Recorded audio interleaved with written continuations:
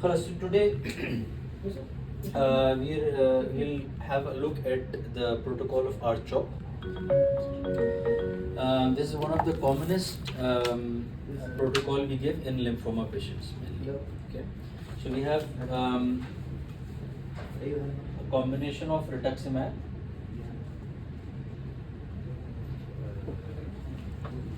and you have doxorubicin, cyclophosphamide. Yeah, Alan, come. Alan, you have to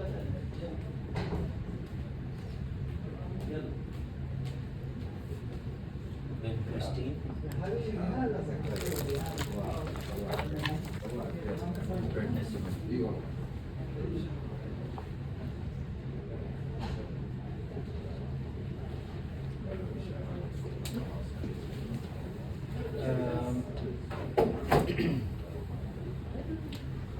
Okay, so there are mainly these 5 common drugs which we use in RCHOP protocol.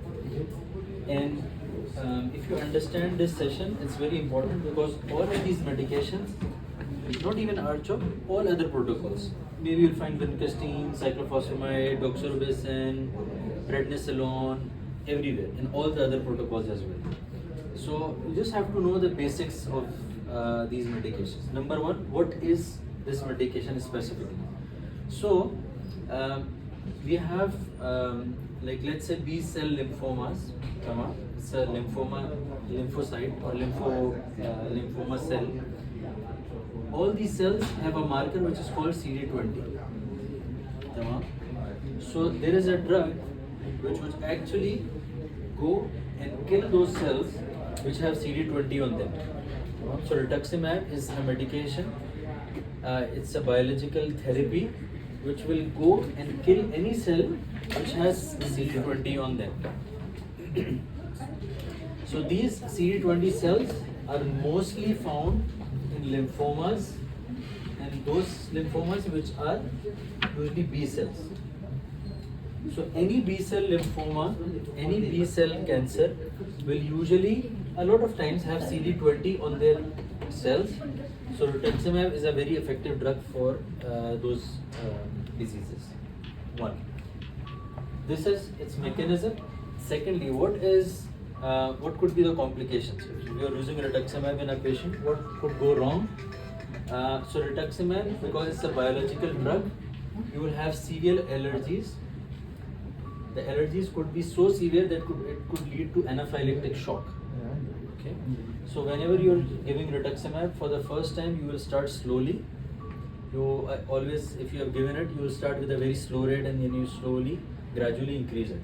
Why? Because if the patient is receiving first time, you are not sure the patient can be severely allergic, severe reaction, and usually, here comes this question: who's given rituximab a lot? Who's the experienced? Most of All of us. us. You tell me, if the patient, you started rituximab, 50 ml per hour, okay, and suddenly the patient starts saying she's short of breath, and she loses her consciousness. Okay, pressures go down. Okay, these are the 3 things. How would you react? First of all, stop and then start bolus. Start bolus immediately. Anaphylactic medication. And then RRT, and at the same time the anaphylactic medication. What is the anaphylactic medication? Diphenhydramine, hydrocortisone, and epinephrine if doctor asks to Okay, so this the things I have told you is anaphylaxis, Yeah. or it's anaphylactic shock. Well, if she loses conscious, She's hypotensive. 50-30 pressures. hypertensive, that's anaphylactic. She's having a So reaction. what do you have when you're giving medications like these? You have a box with you, Anaphylactic. or trolley shot. with you. It has what? Diva. Hydrocortisone, epinephrine. Epinephrine. And also what the Epinephrine is Cardiac the life-saving drug. according to the protocol, what's the medication? Tamam. Mhm. So I don't know what's the protocol here, but if you see such a patient, she's going in shock, she loses consciousness, hypotensive, or maybe she's short of breath that she can't even breathe. Like you can see the patient is short of breath, she's thirsting for breathing. The patient is anaphylactic. Yeah. Whatever you will give, steroids, diphenhydramine, it will take time for her to respond. Okay? Just take out the epinephrine, 0.5 microgram, give in the eye. Khalas. Don't wait for anyone. It will save the patient's life. Because it's an anaphylactic reaction, patient will die.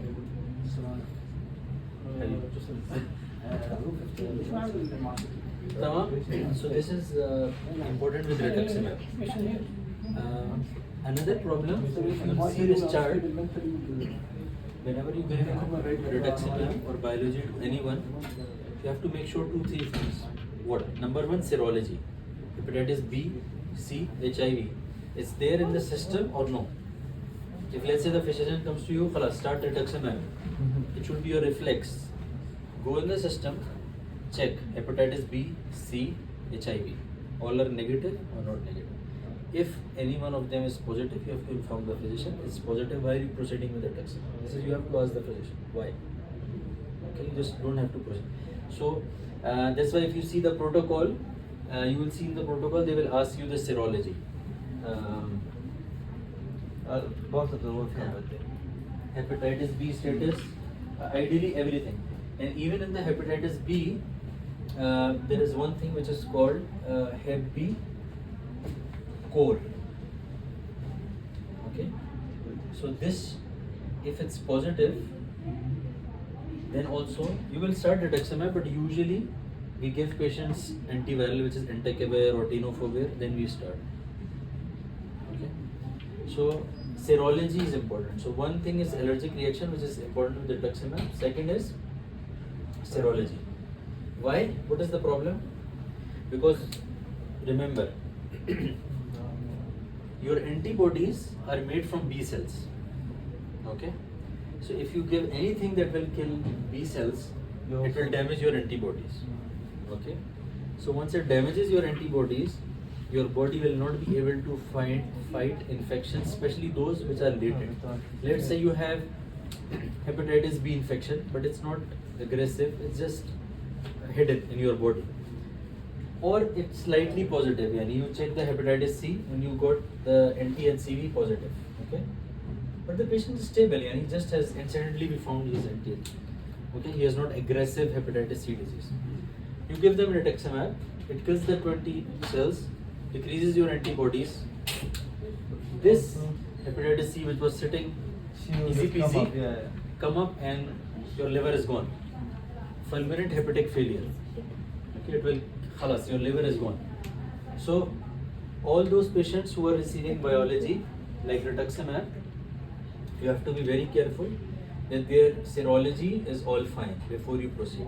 Hepatitis B, hepatitis C, even tuberculosis, but tuberculosis you don't need to test everyone. But if hepatitis B is there, hepatitis C is positive, and you start patient on rituximab without treating those patients, khalas. Yani, if nothing happens, nothing happens. But this is one of the very complications you will see, and the patient will be in the ICU. Khalas, yani, no safety. Okay. So serology 1, this is very important. Usually, biological drugs, they don't have problems with marrow suppression. So there is another concept which you have to understand very clearly, which is marrow suppression. So let's say this is your bone marrow. Okay. So these are the factories of red cells. These are factories of platelets. Okay. Just trying to like make it more simpler. And these are factories for your WBCs. Okay. So once you give chemotherapies, okay, especially let's say these two chemotherapies, you will start killing these cells. Okay. So when you kill them, obviously because they are factories, you will see hemoglobin is dropping. Let's say it came to 8 WBCs, it goes to like 0.4, platelets go to like 40. Why? Because you have damaged the factory. Okay. A very important point to remember regarding rituximab is that it's not myelosuppressive. So it does not really matter what are the blood cell counts before you proceed with rituximab. WBC low, platelets low, it does not really matter. Very occasionally we have seen patients developing thrombocytopenia with rituximab. Obviously they are like outliers, not the regular ones. So cell counts does not really matter for rituximab. But for other chemotherapies which I'll talk about, like anthracyclines, cyclophosphamide, they are known to cause myelosuppression. Okay. Another very important concept which you have to clear is the difference between myelosuppression and immunosuppression. They are not same. Let's say a patient with HIV is immunosuppressed, but his WBC count is okay, hemoglobin is okay. So he's not myelosuppressed. Okay, but he's immunosuppressed. He's prone to infections, but does not mean he's myelosuppressed. So there are medications which will make someone myelosuppressed. So you have to take care of this. So rituximab, just to revise quickly, CD20 monoclonal antibody, and it will target cells which are CD20 positive. You have to be careful with allergies, anaphylactic shocks. You have to make sure their serology is okay, and then you can proceed. It does not really matter. It has to do with your counts. No, you can proceed. Number one. Then you come on to the doxorubicin. So doxorubicin is a category of chemotherapy which is a category known as anthracyclines. Okay. So doxorubicin, daunorubicin, idorubicin, a lot of these medications ending with isin, they're all usually anthracyclines. So once you know any chemotherapy is an anthracycline, and you will see oncological patients, hematological patients, all of them are receiving the anthracyclines, one or the other. All anthracyclines, another very basic concept you have to understand. All these chemotherapies, how are they working? What is their mechanism of action? So basically, in short, what they are doing is they're damaging your DNA so that there is no cell multiplication. So they're just killing your cells. So a very important question: if it's damaging your DNA, so if you give chemotherapy to anyone, he should die, because then you will just kill the DNA. The patient cannot replicate. So why the chemotherapy is not killing everyone? Because this is another basic concept. So all malignant cells, okay, this is a very important concept. They are rapidly multiplying. Okay, rapidly they are multiplying. So if someone is replicating very fast, they are more prone to DNA damage. And if the chemotherapy will go, it will kill cells that are rapidly multiplying. That's why you get your hair loss. You see skin changes. Why? Because these cells have rapid multiplication. Your liver, maybe it will generate in years, okay? But your hairs, they're growing every day. So if you give chemotherapy to a patient, that's why you see hair loss. Why? Because it's killing the DNA, it's stopping the replication. So anthracycline is one of the categories. You have to remember a few things. Number one, it's very myelosuppressive. So if you give anthracycline to anyone, for sure they will drop their counts. Okay. And there is a very specific trend you will see. So let's say on day one, you give a patient an anthracycline. Okay. Maybe let's say WBC counts were 4. 4 into 10 to power 9. Around day 7 or day 8, you will see a dip. Day 7. And it will keep low. And around day 10, 12, it will come up. This is a normal response of a marrow to an anthracycline or heavy dose chemotherapy, cyclophosphamide, daunorubicin. So this means that maybe today is fine, but around a week or 9 days, the patient counts will go down. In this period, he is prone to infections because he has no neutrophils to fight. Okay. So this is the period we have to be careful. So that's why knowing the day of chemotherapy is very, very important. So if you have any patient, you should, this should be your priority. Even for knowing for yourself, this is day this of this chemotherapy. If patient is on 3 chemotherapy, day 1 for this chemotherapy, day 2 for this.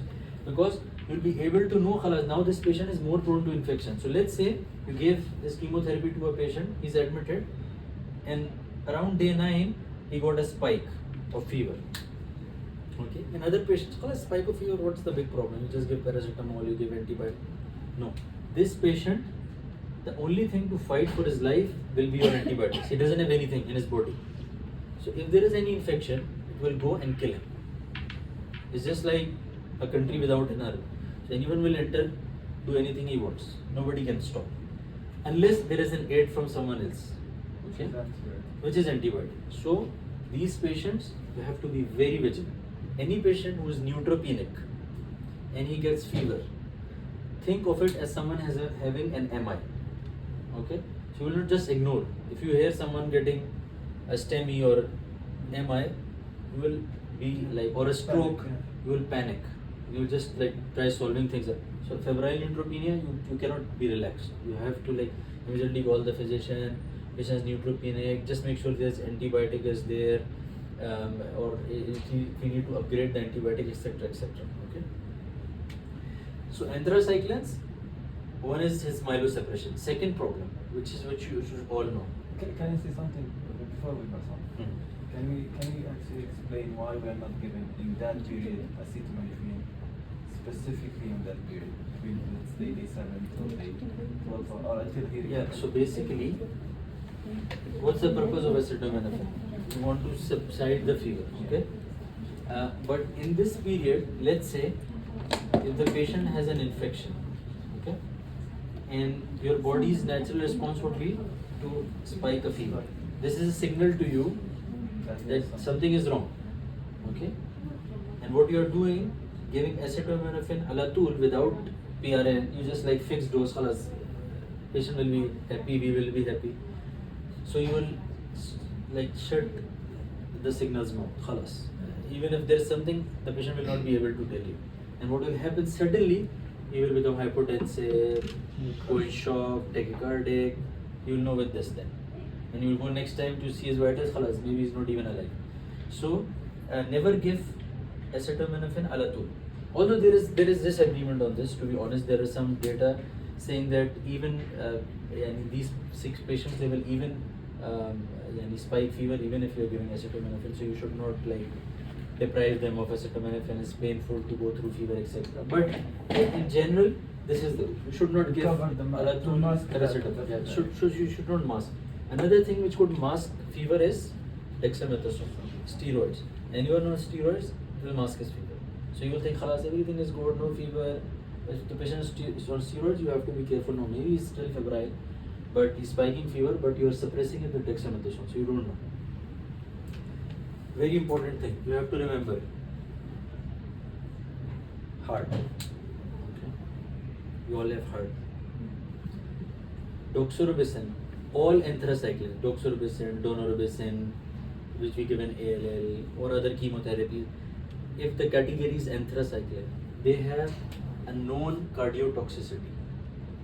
These chemotherapies specifically have issues with cardiotoxicity. So you have to know the baseline EF of the patient, the heart status of a patient. If you are gonna go and start anthracyclines first time on a patient, just go and have a look at the EF. EF should be okay before you proceed with anthracyclines. Otherwise, we may adjust the dose, we may skip the dose, whatever, but this should be in your mind. Anthracycline, I have to check the EF. Rituximab, I have to see the serology. This should be a reflex. Okay. Because we are not clerks here. We are this has to be an understanding that we are clinical people and we are doing something which makes sense. So it's not like just doing without thinking. So these should be your reflexes. You should tell the physician, oh, this patient's there is no echo. I cannot see any echo for this patient. You are starting anthracycline. This is what you should tell the physicians. Okay. Rituximab, doctor, there is no serology in this one. So maybe it's not reported. He knows, but you have to ask them before starting. So anthracyclines, EF, you have to check. They have problems with cardiotoxicity. This you have to know. Okay. Number 3, cyclophosphamide. What is with cyclophosphamide? Cyclophosphamide, again, it's working. It's an alkylating agent. What it means, it hurts the DNA, disrupts the cycle. Generally, what are the issues with cyclophosphamide? Renal. No, not renal. So this is very important. Not renal is also very important because a lot of people think cyclophosphamide is with renal. Actually, in multiple myeloma patients, we give cyclophosphamide to those patients who have renal problems. So it's specifically kept for them. Cyclophosphamide, why you said renal is because there is something else in your mind. What happens? So what is the common side effect you will read in exams with cyclophosphamide? Hematuria. Hematuria because of what? Affect the bladder. What happens in the blood? What is the term we use? Cyclophosphamide causes what?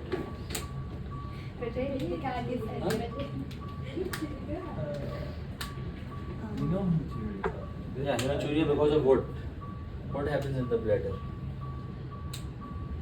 There is a very good term for it.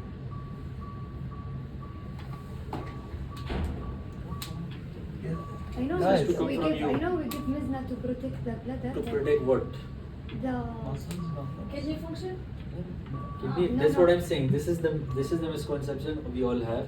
That has something to do with kidney. So this number one. This is the main point. No, it does not cause any problem with the kidney. So in those patients whose kidney is affected, creatinine is high, you can give cyclophosphamide. it's like a Muscle, no. crystal. It will Why affect take it She back? said we give Mesna. You give Mesna for what? You are giving Mesna. You should know. I Protect think- what? Uh, I think to protect the bladder itself. Hemorrhagic cystitis. Cystitis. So the gallbladder, it has nothing to do with the kidneys. It will hurt your bladder wall. You start rupturing the wall and you will have hematuria. Okay. So cyclophosphamide, whenever you are giving, especially when you are giving at very high doses, so you don't give Mesna for all cyclophosphamide doses. So there is a limit.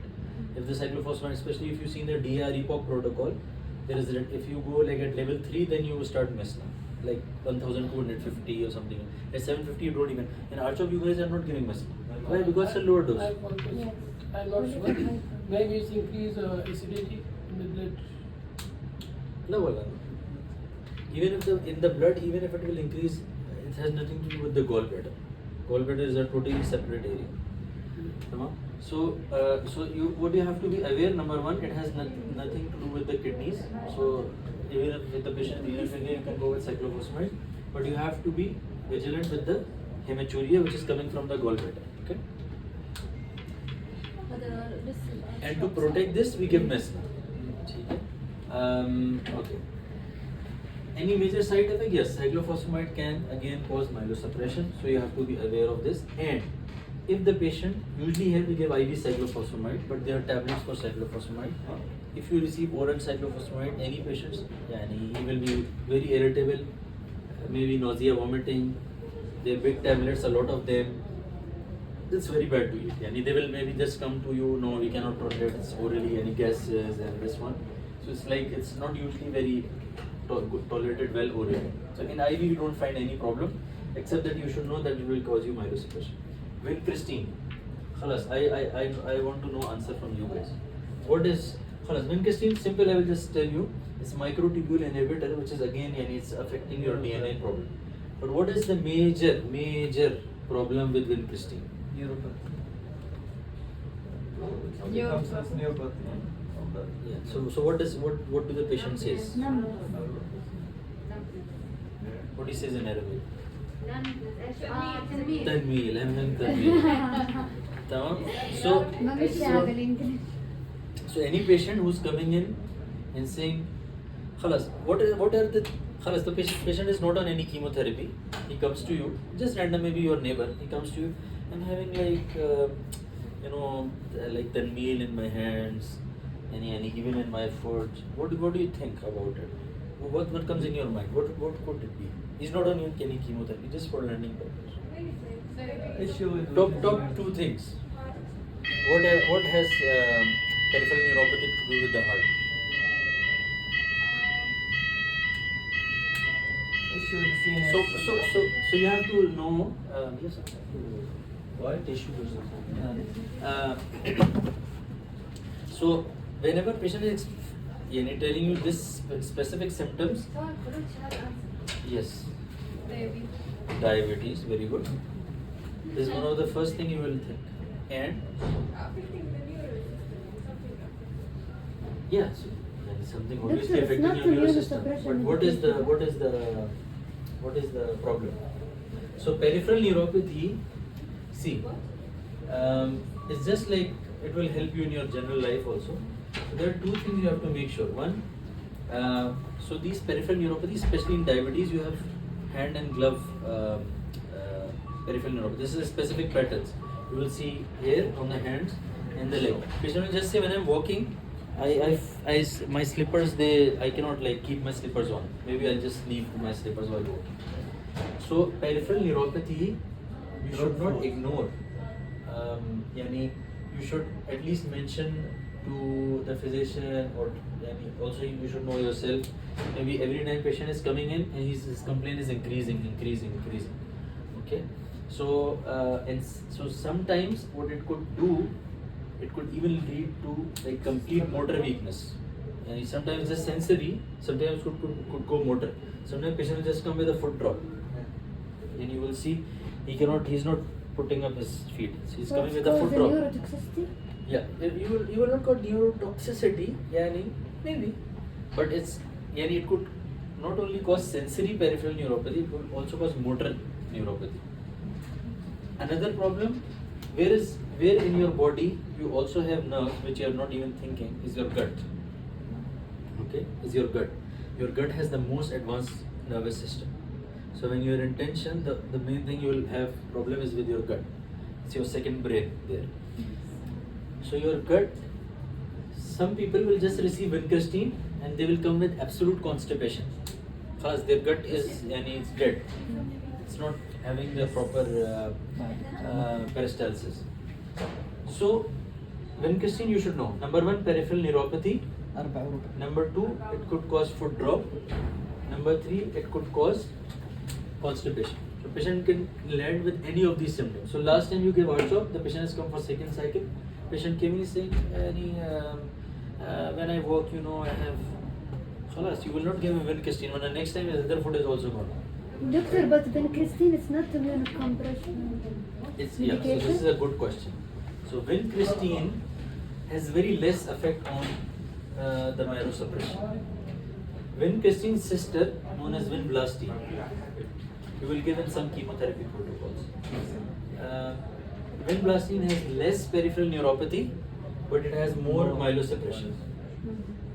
So we see if some patients are having problems with peripheral neuropathy, we can shift to vinblastine. Some patients who are on vinblastine and they are having myelosuppression, we can change to vincristine. So they are interchangeable, but they have different effect on the myelosuppression and on peripheral neuropathy. So both have peripheral neuropathy, but vincristine has more peripheral neuropathy. So you should know this. But vincristine, maybe you will give to a person, no problem with myelosuppression. He'll just be coming without any change in his labs. So how come prednisolone is added in all the chemotherapy regimens? What does prednisolone has to do with cancer? Prednisolone what has prednisolone to do with cancer? Why are you giving prednisolone with every chemotherapy protocol? Dexamethasone, prednisolone. Prednisolone is like a magic medication. Magic? It's a magic. Magic Let's know medication. physiology. That's suppress somehow. That's debatable actually. That it suppresses immune system. There is a lot of debate on that. But what it has to do with cancers? What is it doing? It's like a support. Does it help with inflammation? It has an It has a lot of mechanism of action, but my question is regarding malignancy. So in It's general, actually power up the other medication. In medicine, you have to know some broad categories. One are infections. Okay, and you can just divide the whole medicine into these compartments. One is malignancies. One is your inflammation or your autoimmune diseases. So they have all like different mechanism of actions and treatments. But what has prednisolone or steroid has to do with cancers? This is a very common thing. You should it should come into your mind. Like, why are you giving prednisolone? Khalas, chemotherapy, it makes sense. You are giving to malignant patients. But why are you giving prednisolone? Why is It's a very common actually steroid Maybe is support- suppressing the white cell counts. And Who said? It doesn't suppress. Doesn't it cause any- bring them. If you give steroid to someone with normal counts, nothing will happen. What will happen? What will happen? You should know. If you give, let's say if Yusuf starts taking steroids today, prednisolone 10 milligram daily, what will be the Blood difference sugar? in his CBC? CBC? Okay, so his platelets will go down, his WBC will go up, his hemoglobin will increase, or his This is definitely not deep. hemoglobin will go down. So for sure, I think it has something to do with the platelet. So come on, everyone has to answer. Whatever, guess. It will decrease the platelet. If That's we why give we don't this Will get decrease the platelets. Quick. Whatever is, huh? WBC. WBC will increase. HB will drop. HB will drop. Whatever. It increase. It decrease. WBC. What? WBC increase. WBC increase. Okay. Khalas. So the answer is WBCs will increase. Why? Because يعني multiply. أنا في أنسب سيدنا Why will WBCs increase? Does the Multiply the steroid one- group increase the neutrophil and all these? They will not white blood increase. cells Okay. So you should know in your vessels there are some in your blood there are some neutrophils roaming around, but there is like a reserved force of your neutrophils. Okay, in the margins of the blood vessels. Like if you have reserve forces in your country, you have reserve forces in the vessels. When you give steroids to patients, what will happen? We call Yeah. this phenomena as demarginalization.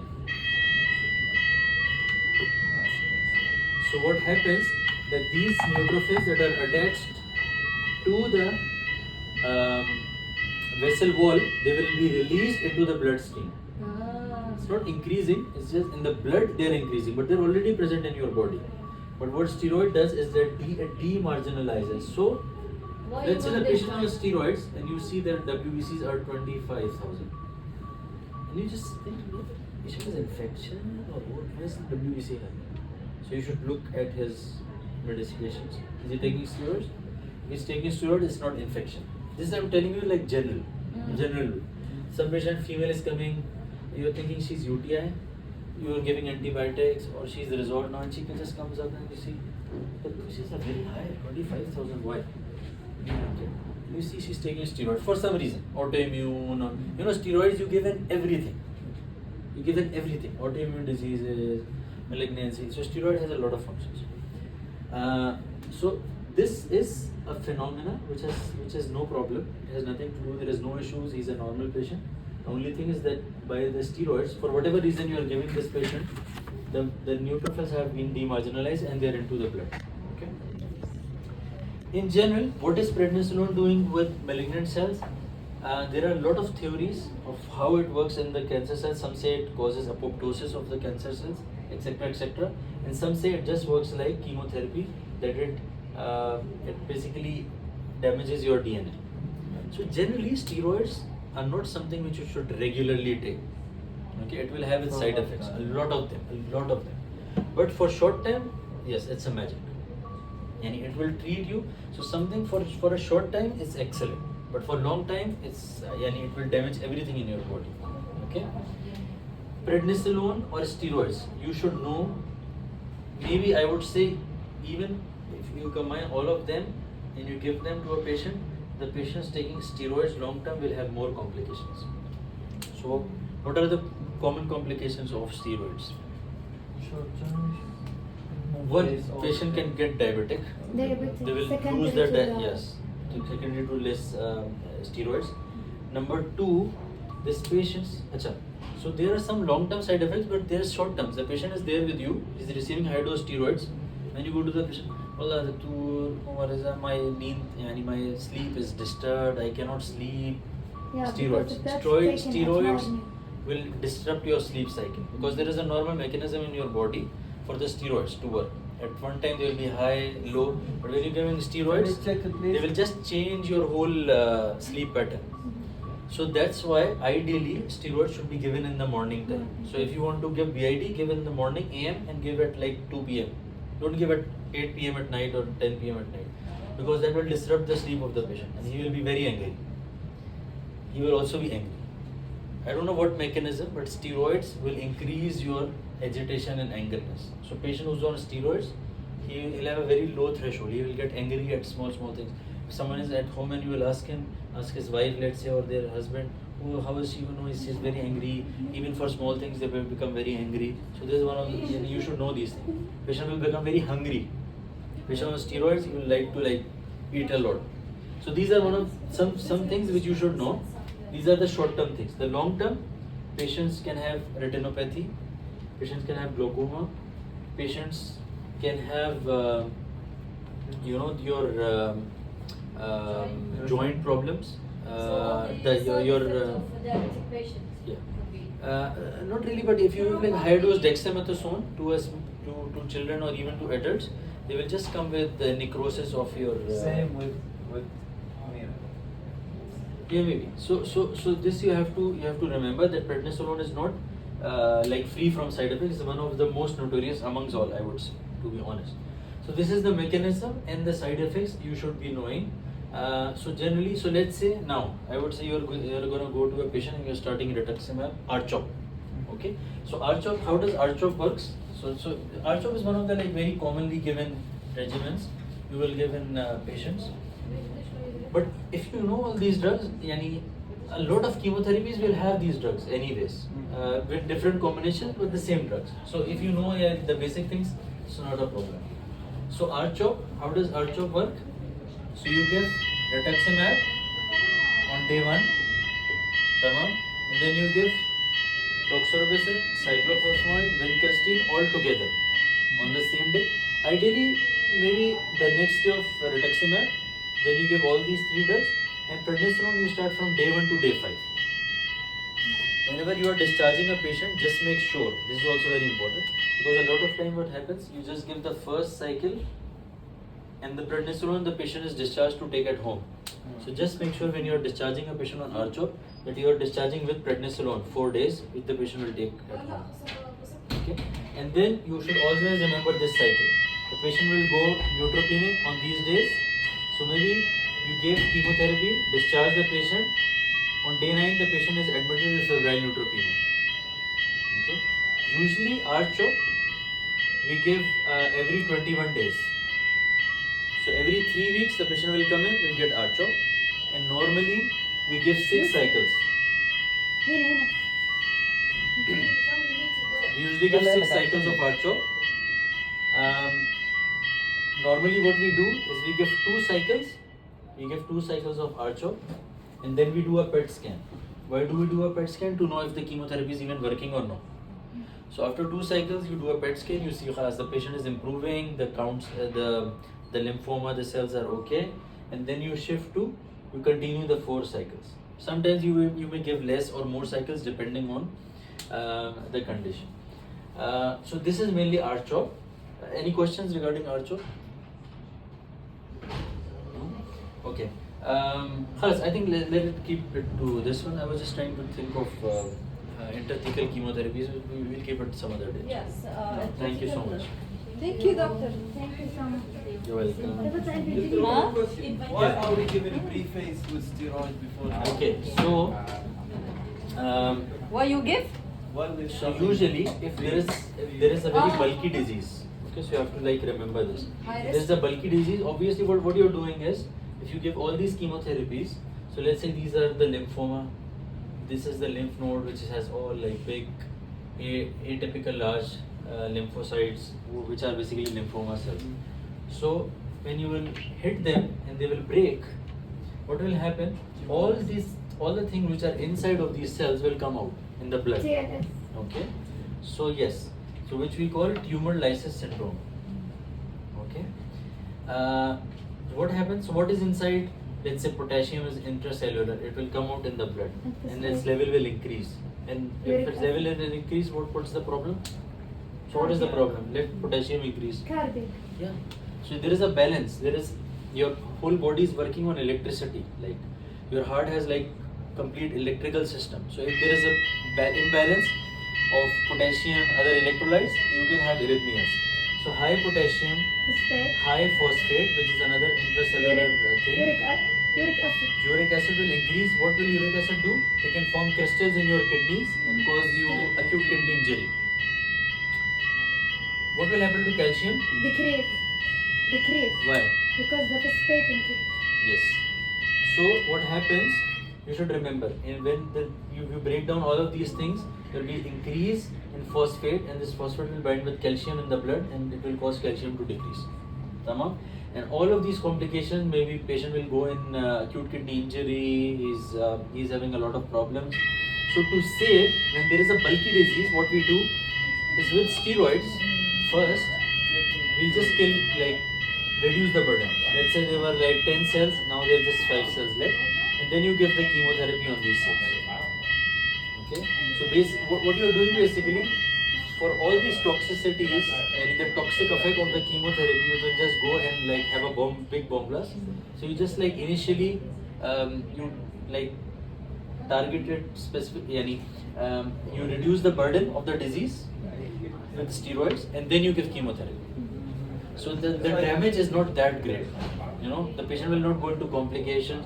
Just give 5-6 days of pre-phase. Pre-phase just means you are giving before chemotherapy some steroids to reduce the burden, reduce the inflammation, and then once the things are in control, you can give chemotherapy. So it's more of stable thinking.